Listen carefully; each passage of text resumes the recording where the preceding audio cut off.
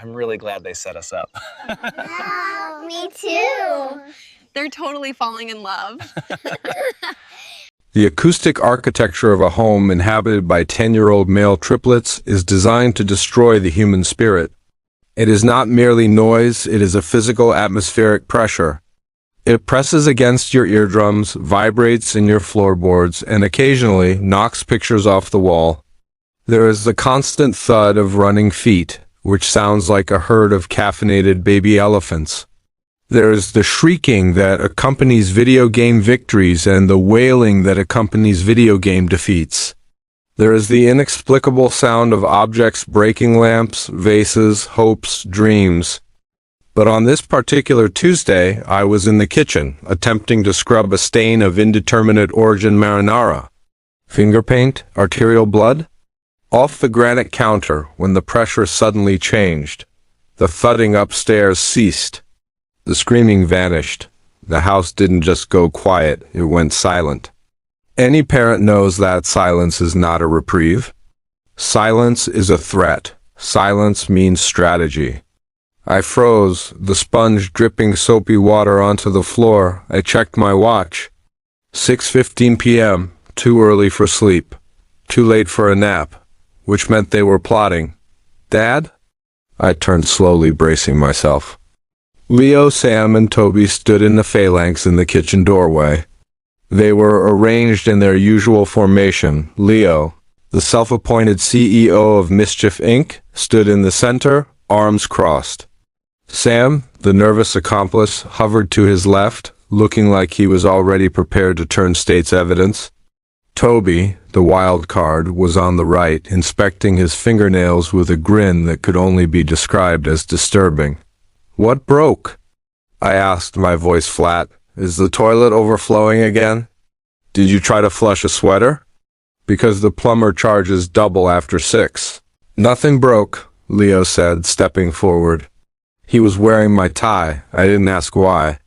"We did you a favor," Sam giggled, a high-pitched tea kettle sound he immediately tried to smother with both hands.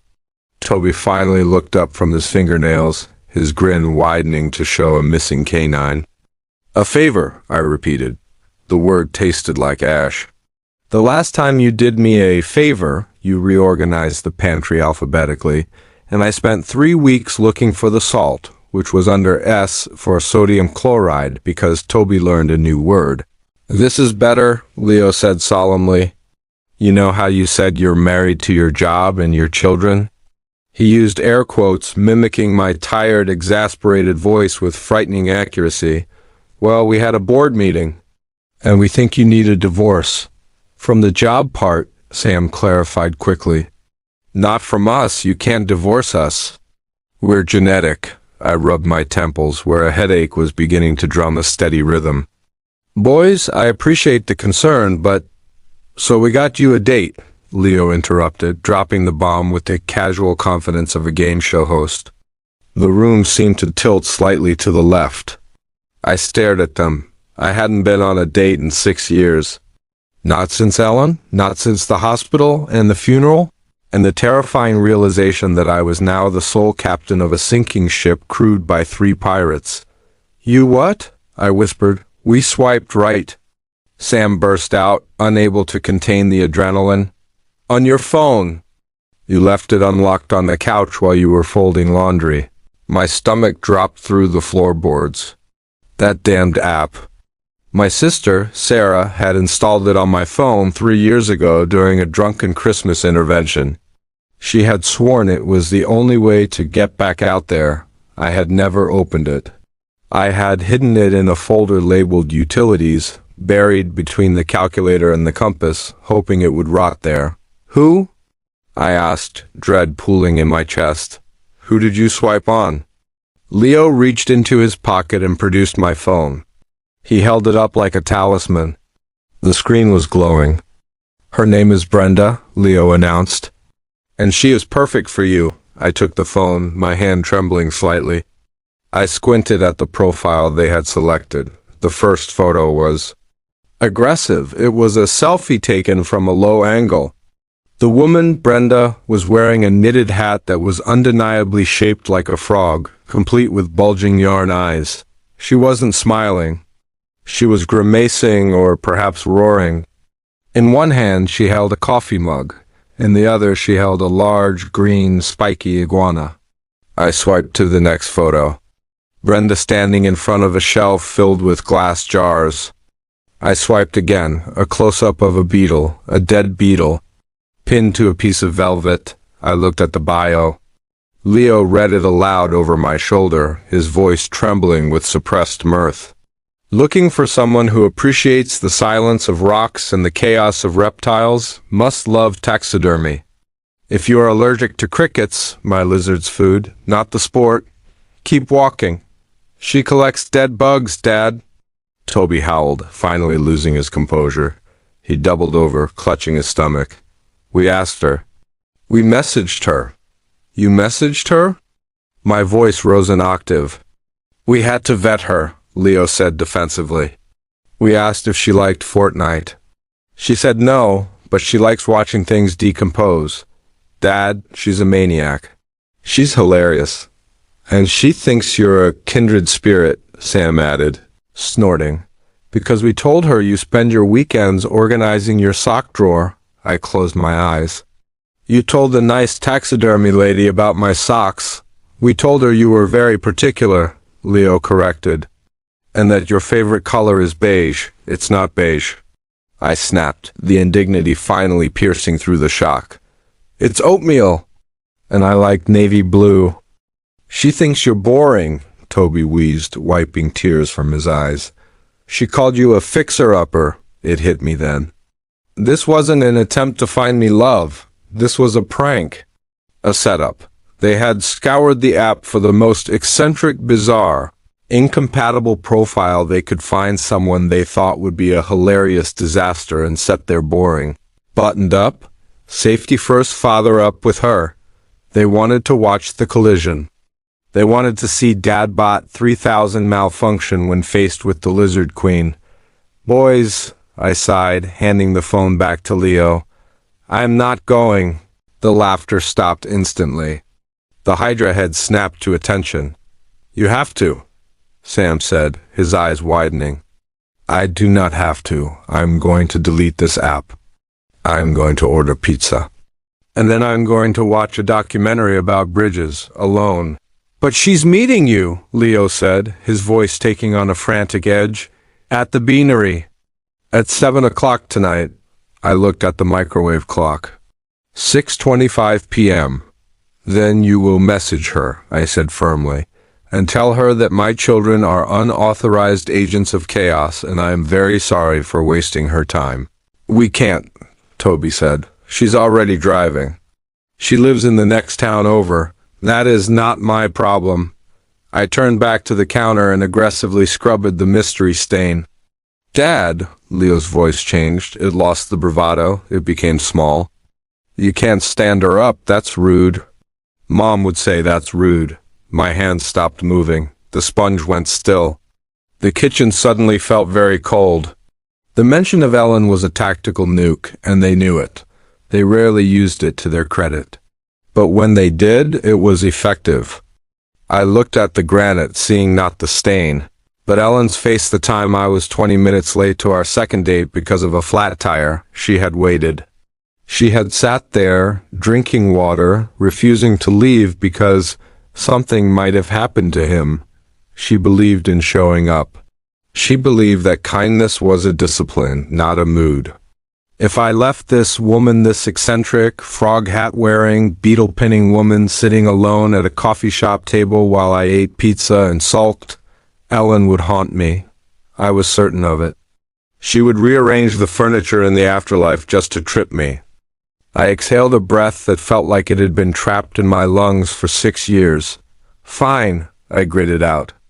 The tension in the room snapped. Yes, Toby pumped his fist. I will go, I said, pointing a soapy finger at them. I will have one coffee. I will apologize for my children's behavior. I will make sure she understands that I do not collect lizards. And then I'm coming home. Awesome, Leo said. Go change. You look like you wrestled a lasagna. And when I get back, I added, my voice dropping to a menacing register, you three are scrubbing the bathroom grout. With toothbrushes, your own toothbrushes. They didn't care. They were already hustling me toward the stairs. Go, go, go. Sam chanted. Wear the blue shirt, the one that doesn't have holes. I was pushed up the stairs and into my bedroom. I stood before my closet, feeling entirely out of my depth. My wardrobe consisted of varying shades of gray, blue, and the aforementioned oatmeal. I pulled out a navy button-down. Too stiff, Leo said from the doorway. He had followed me up. It's a shirt, Leo. It covers my torso. That is its function. Roll the sleeves up, he commanded. You want to look like you have arms, not like you're hiding breadsticks in there. I looked at my son. He was 10. When did he become a fashion consultant? I rolled the sleeves up. Better, he nodded. Now, do you have talking points? Talking points? It's a date, not a press conference. With Brenda, it might be both, Toby shouted from the hallway. Ask her if the iguana bites. I ran a comb through my hair, which was graying at the temples. I looked tired. The bags under my eyes had bags. I looked like a man who spent his life managing logistics and mitigating disasters, which, to be fair, was exactly what I was. Dad, Sam said, appearing at Leo's elbow. He looked worried. Are you scared? I paused, comb midair. Was I scared? No, I was numb. I was annoyed. But under that layer of irritation, there was a faint, terrifying flutter. I had forgotten how to do this. How to be a man across a table from a woman, rather than a father across a table from a toddler. I'm not scared, Sam, I lied gently. I'm just rusty. Just don't talk about the spreadsheet, Leo advised. What spreadsheet? The one you made for the grocery budget. The one with the pivot tables. Mom thought it was funny, but other people might think it's weird. I felt a pang in my chest. Noted? No pivot tables? Anything else? Don't eat anything messy, Toby yelled. You chew loud. Thank you, Toby. Your support is overwhelming. I grabbed my keys and my wallet. I checked my phone one last time. Brenda had sent a message 5 minutes ago. Brenda, I'm at the beanery. I'm the one looking like I'm waiting for a wizard or a tax audit, I snorted. Despite myself, a tiny corner of my mouth twitched upward. Okay, I said, turning to the boys. I'm leaving. Do not burn the house down. Do not order pay-per-view. Do not try to teach the cat how to swim. We promise nothing, Leo declared. I walked down the stairs, the sound of their giggling following me like a wake. I stepped out into the cool evening air and got into my minivan, the ultimate symbol of my surrender to practicality. As I backed out of the driveway, I looked up at the house. The triplets were pressed against the living room window, 3 identical faces smushed against the glass, watching me go. They looked ridiculous. They looked hopeful. I gripped the steering wheel. I was driving to a coffee shop to meet a woman who collected dead things, all because my children thought my life was a joke. It was absurd. It was humiliating. But as I merged onto the main road, I realized something. For the first time in years, on a Tuesday night, I wasn't just Mark the dad. I wasn't just the guy scrubbing stains. I was a guy going to the beanery. I turned on the radio. I changed it from the Disney station to classic rock. 1 coffee, I muttered to myself. 10 minutes, apologize, leave. I had no idea that 10 minutes was about to turn into the rest of my life. The bell above the door jingled, a cheerful, silver sound that felt entirely inappropriate for a man walking to his execution. I stepped into the beanery, a place that smelled aggressively of roasted hazelnut and indie acoustic playlists. I stopped just inside the entrance, wiping my palms on my trousers. I was looking for a disaster. Specifically, I was scanning the room for a woman wearing a knitted frog hat, possibly holding a reptile, likely muttering to herself about the government or the migration patterns of crickets. I scanned the tables. There was a teenager typing furiously on a laptop. A couple sharing a muffin with sickening tenderness. A group of college students arguing about philosophy. No frogs, no lizards, no chaos. I checked my phone again. The last message from the Triplets. Brenda, account read. Red scarf. Corner booth. Don't be weird. I looked to the corner. There was a booth tucked away near the window, bathed in the soft amber glow of a hanging Edison bulb. Sitting there was a woman. She was not wearing a frog hat. She was wearing a simple, elegant navy sweater. Her dark curly hair was pulled back in a messy bun that looked effortlessly chic rather than chaotic.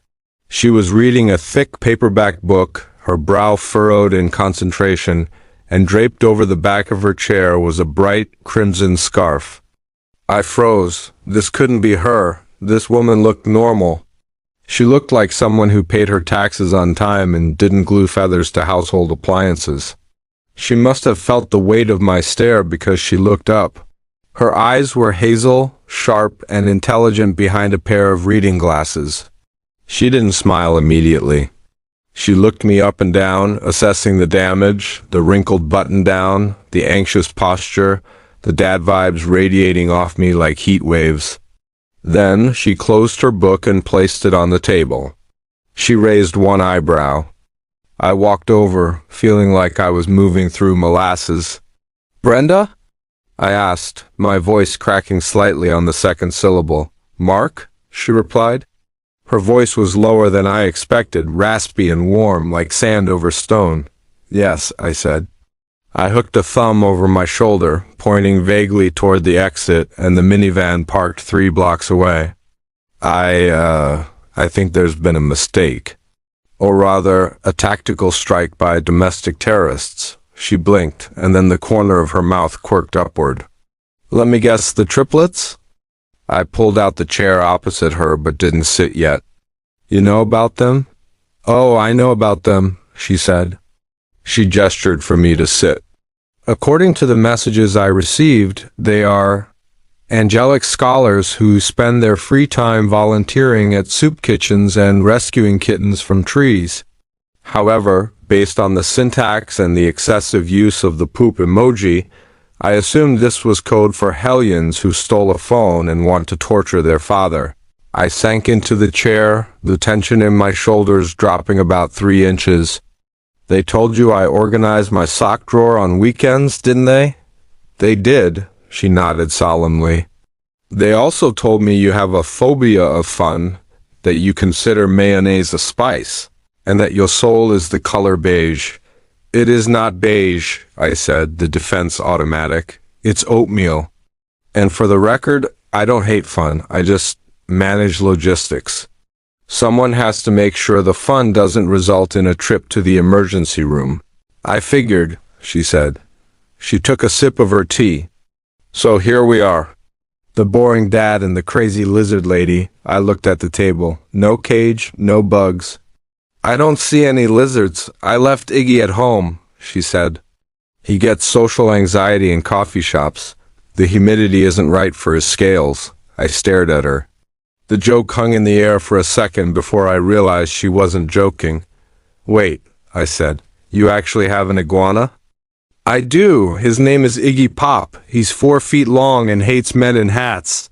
She leaned forward, resting her chin on her hand. "And I do taxidermy small beetles. It's a delicate art. Your sons picked me because they thought I was a freak, didn't they?"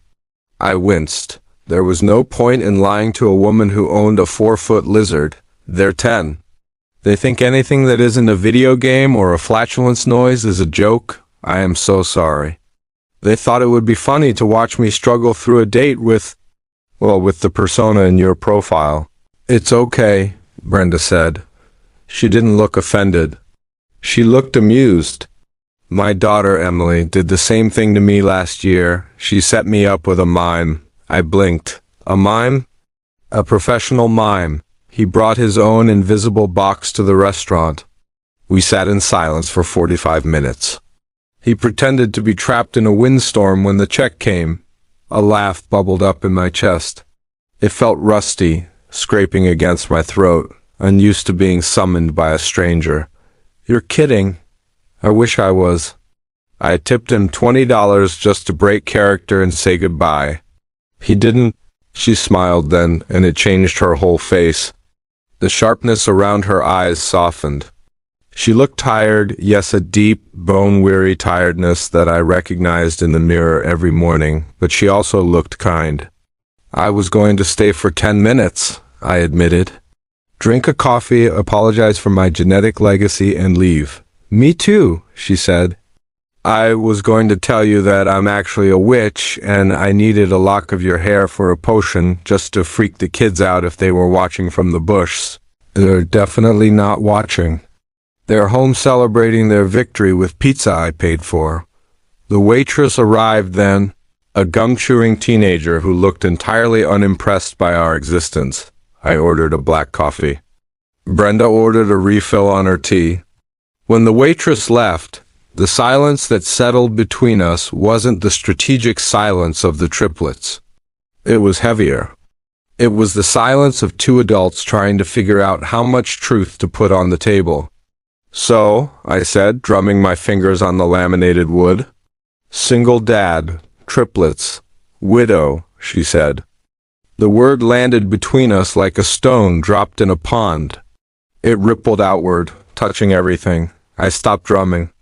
Me too, widower, she nodded. She didn't say I'm sorry. She didn't do the pity tilt of the head that people do, the one where they look at you like you're a wounded animal that might bite. She just nodded, acknowledging the membership card to the club no one applies for. How long? I asked. 4 years, she said, her fingers tracing the rim of her cup. Jeff, car accident. 1 minute he was going to get milk. The next. Static. 6 years, I said. Ellen, cancer. It was slow. And then it was very fast. Triplets, she murmured, shaking her head. You did triplets alone? From age 4? It's been a blur, I confessed. The words tumbled out, easier than I expected. Survival mode. I wake up, I put out fires, I feed them, I go to work, I come home, I collapse.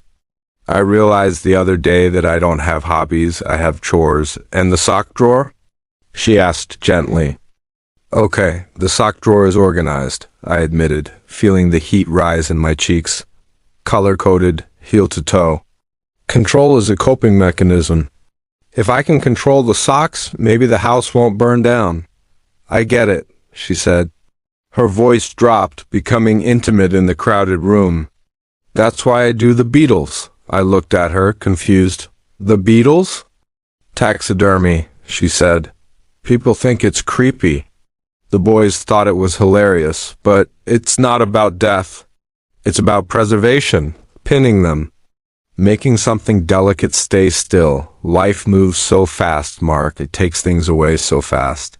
Sometimes you just want to make something beautiful stay still. I looked at her, really looked at her. My sons had swiped right on a caricature. They wanted a punchline.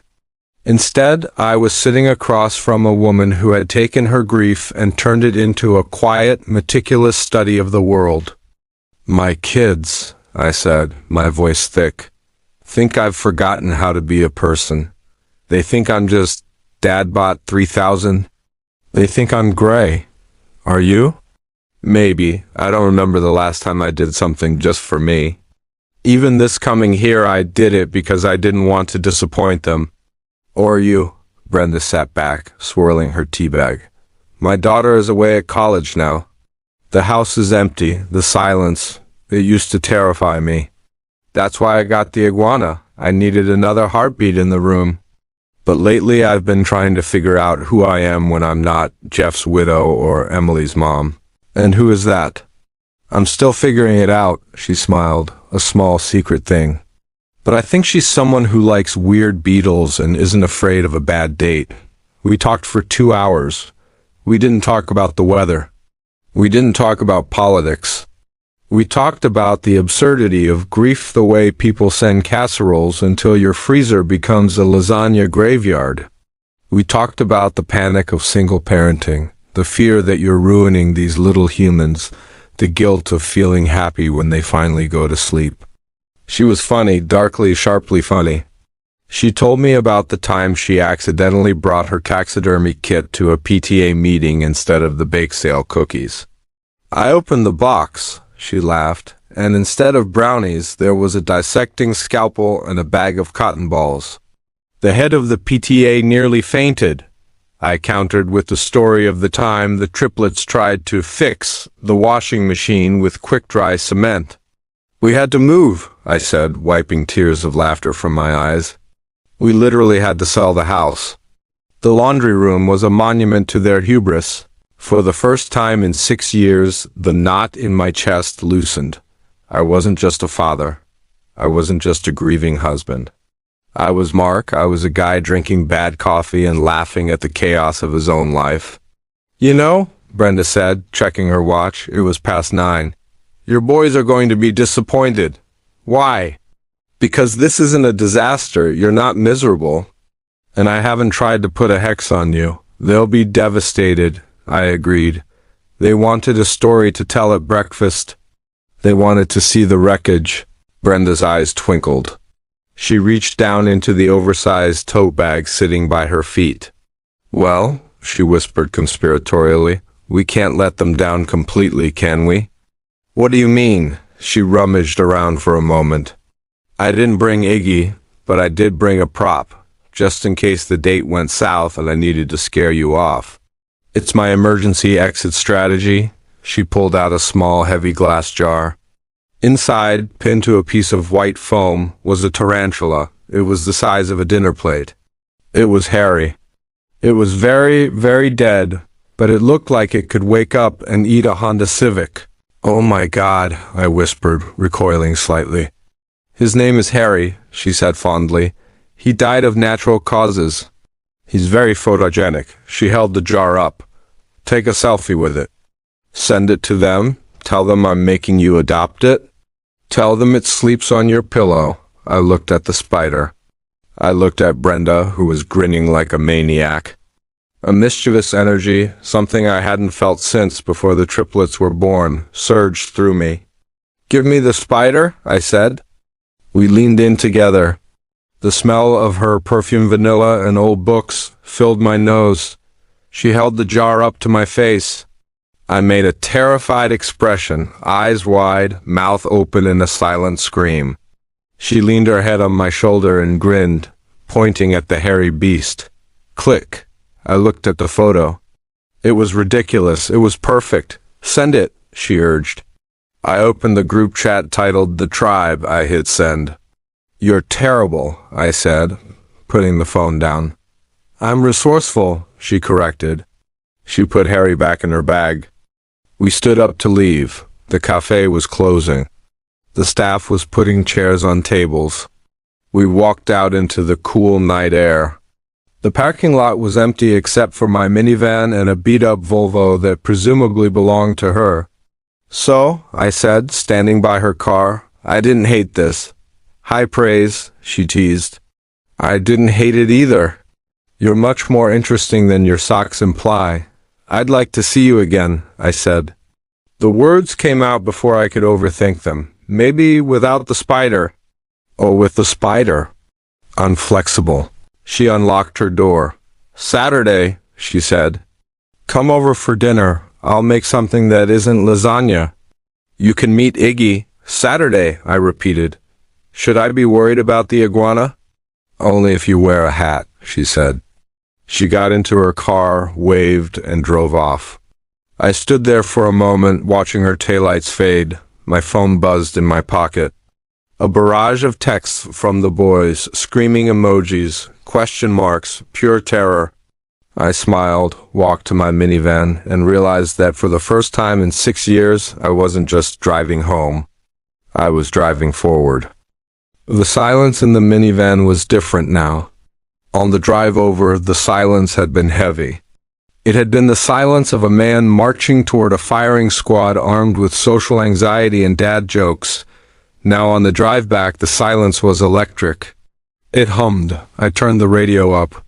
Meat Loaf was screaming about doing anything for love. Usually I would turn this down. I would worry about the neighbors. I would worry about the triplets picking up aggressive musical tendencies. Tonight I sang along.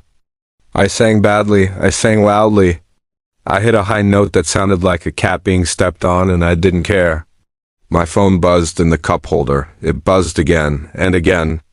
It was vibrating so hard it was actually moving, rotating slowly like a frantic little compass. I glanced down at the screen. Leo, Dad. Sam, is that a real spider? Toby, did she drug you?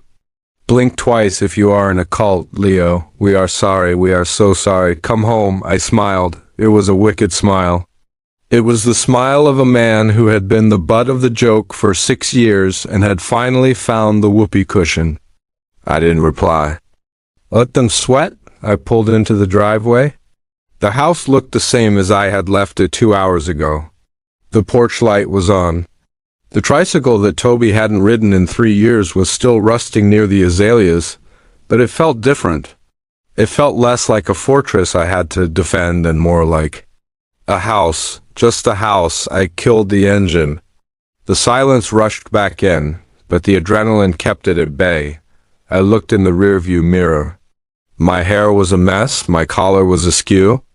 I looked like I had been through something. Perfect. I checked my teeth. No spinach. Just a lingering grin that I couldn't quite wipe off. I forced my face into a mask of solemnity. I channeled every ounce of disappointed father energy I possessed. I summoned the spirit of a man who had just spent 2 hours listening to a woman discuss the fermentation process of lizard food. I opened the car door. I walked up the path. I put the key in the lock. I took a deep breath. It was showtime. The moment the door clicked open, I heard the scrambling. It sounded like rats in the walls. By the time I stepped into the foyer and closed the door behind me, they were there.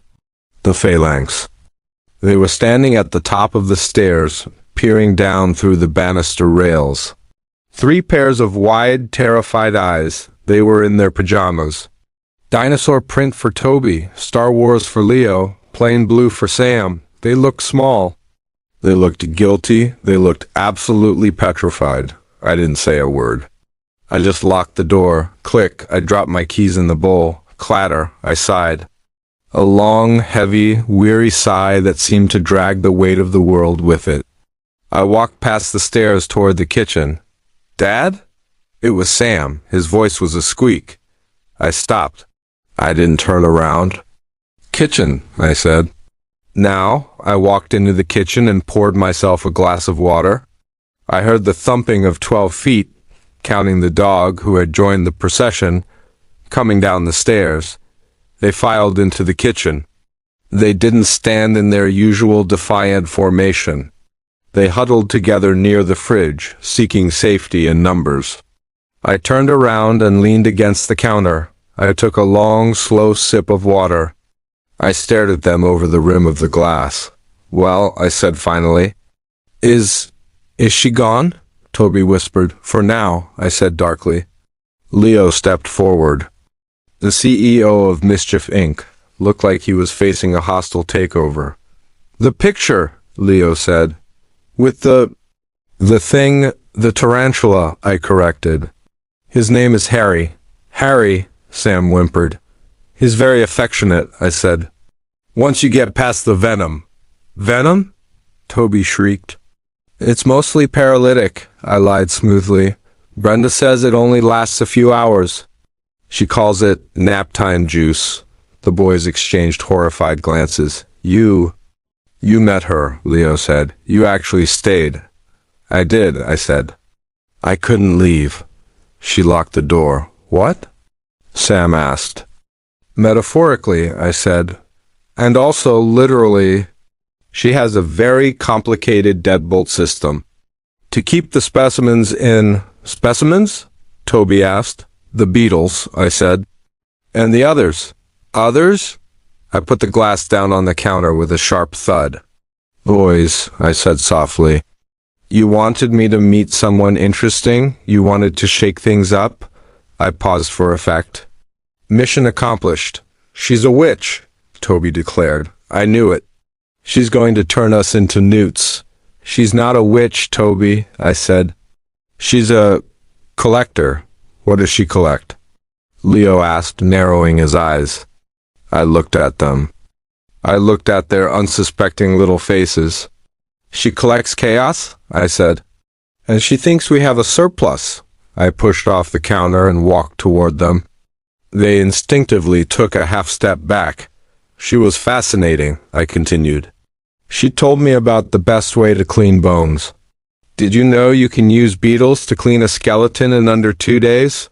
Sam looked green. And the iguana, I added. Iggy, he's the size of a golden retriever. She lets him sleep in the bathtub. Ooh, Leo said. She wants to meet you. I dropped the bomb. The silence that followed was absolute.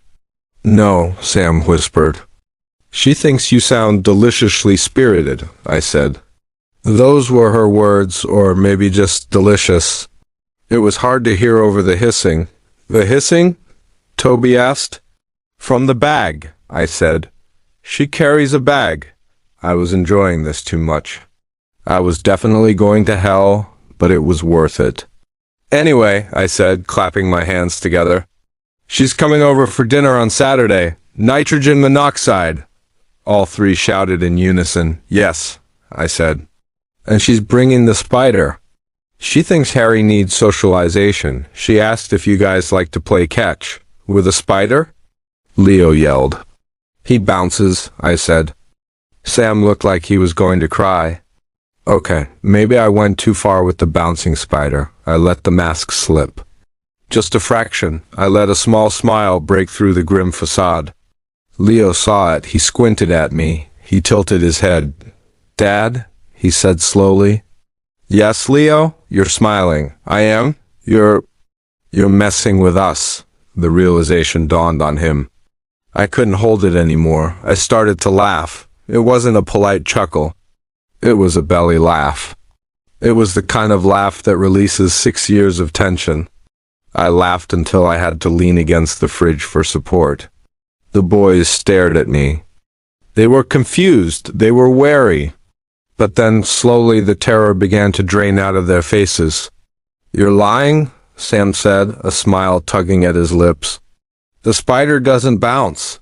He might, I gasped. I didn't ask. But the picture, Toby said. It was real. Oh, the spider was real, I said, wiping my eyes.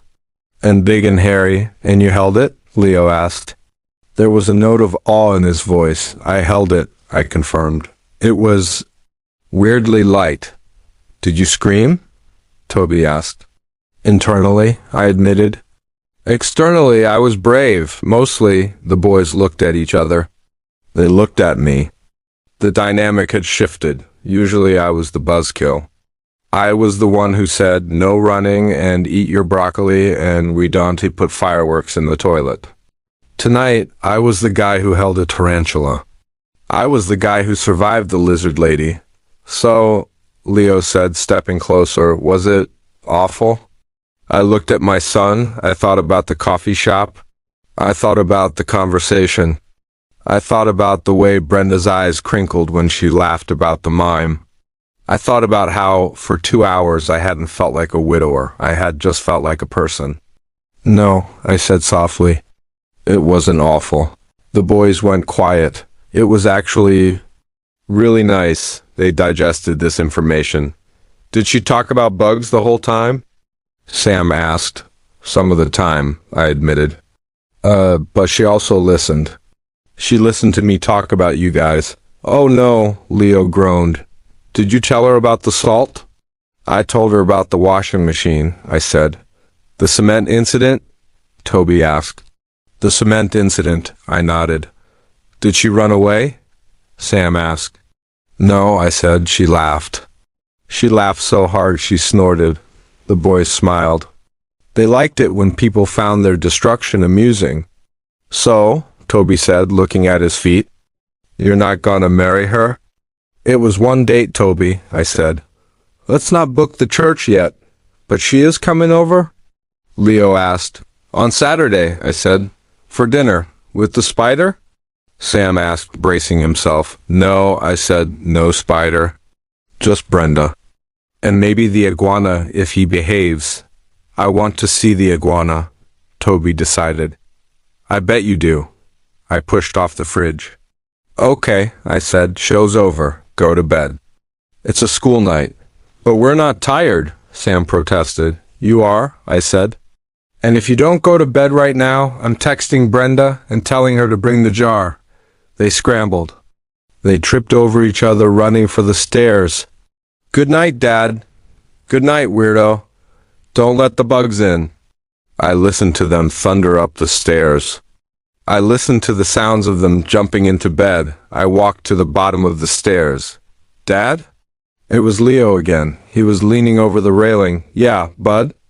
You're okay, right? I looked up at him. He wasn't asking about the spider. He was asking about the setup. He was asking about Mom. He was asking if they had broken me. Yeah, Leo, I said honest to God. I'm okay. Better than okay. He nodded. Cool. Night. Night. I walked through the quiet house. I turned off the porch light. I checked the locks, old habits. I walked into my bedroom. It was a sanctuary of beige and navy blue. It was clean. It was orderly. It was the room of a man who didn't like surprises. I walked over to the dresser.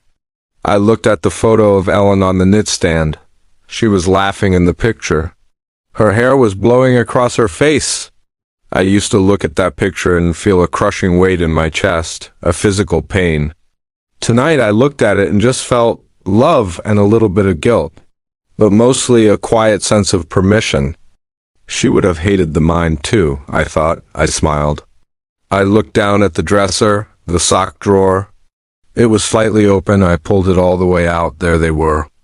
Black socks, blue socks, gray socks. Rolled into perfect, tight little balls, arranged in rows like soldiers. I stared at them. They represented everything I had become: safe, predictable, tightly wound. I reached in. I grabbed a handful of black socks. I grabbed a handful of gray socks. I tossed them into the air. They rained down on the carpet. I reached in again. I churned the remaining socks like I was mixing concrete. I mixed the athletic socks with the dress socks. I buried the winter wools under the ankle socks. It was a small rebellion. It was childish. It was incredibly satisfying. I left the drawer open, a mess, a disaster. I stripped off my navy shirt and tossed it onto the chair, missing the hamper entirely. I sat on the edge of the bed. My phone buzzed again. I picked it up. It wasn't the boys. Brenda, did you survive the re-entry? Or have they taken you hostage? I smiled, the blue light of the screen illuminating the dark room. Me, it was touch and go. I had to use the bouncing spider story. Brenda, the bouncing spider? I like it. Diabolical. Me, they are terrified, but excited. Toby wants to meet the dragon. Brenda, Iggy is flattered. He is currently eating a blueberry. He accepts the audience. I hesitated. My thumb hovered over the keyboard.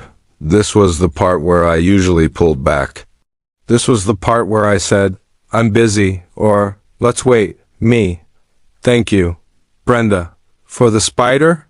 Me, for the date. For not being a mime. 3 dots danced on the screen. Brenda, thank your sons. They have excellent taste in weirdos. Me, they do? Saturday? Brenda, Saturday. 7 p.m. I'll bring wine. You supply the chaos. Me, we have plenty in stock. Brenda, good. Sleep well, Mark. Don't let the bedbugs bite. Me, too soon. Brenda. I put the phone down on the nightstand next to Ellen's picture. I lay back on the bed. The house was silent. But it wasn't the empty, hollow silence that had filled these rooms for the last 6 years. It was a resting silence, a pausing silence. It was the silence of a house that had just had a very loud, very weird, very good day. I stared up at the ceiling fan. I closed my eyes. I could still smell the hazelnut coffee. I could still hear Brenda's raspy laugh. I could see the look on Leo's face when I told him the spider bounced. My chest felt light. The triplets had tried to play a joke. They had tried to bring chaos into my controlled, color-coded life. They wanted to see their dad squirm. Instead, they had accidentally done the one thing I couldn't do for myself. They had broken the seal. They had introduced me to someone who understood that life is messy and weird, and sometimes you just have to pin the Beatles and keep moving. They set me up with a joke, but the punchline was on them. I was happy. And come Saturday, when Brenda walked through that door, iguana or not, I had a feeling the triplets were going to realize something important. Their dad wasn't just a robot who folded socks. He was a guy who could handle a lizard, a widow, and 3 10-year-old pranksters. And maybe, just maybe, he was ready to start living again. I rolled over, pulling the duvet up. I kicked a stray sock off the bed. I slept.